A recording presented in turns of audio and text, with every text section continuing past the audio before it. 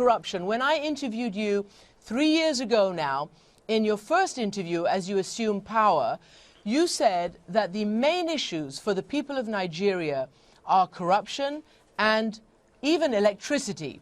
Power you talked about.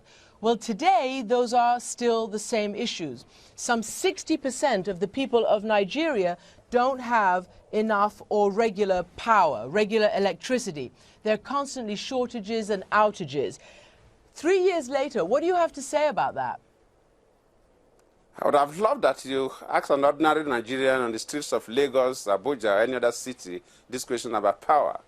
That is one area that Nigerians are quite pleased with the government, that our commitment to improve power is working. So if you are saying something different, I'm really surprised. That is one area that even civil society members agree that government has kept faith with its promise. So what should I tell the people who keep contacting us and saying they hope they have electricity just to be able to watch this interview on their televisions? Clearly, it is still a big problem. Is it still a big problem, despite, you say, the progress that you say you've made? We have not got to where we should be, and of course, you know, the power infrastructure is one investment that you must complete the chain before the bulb can light. You must generate, you must transmit, you must distribute.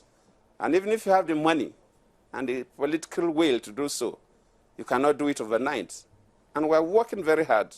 And I promise you that before the end of this year, power will be really reasonably stable in Nigeria. This is something that.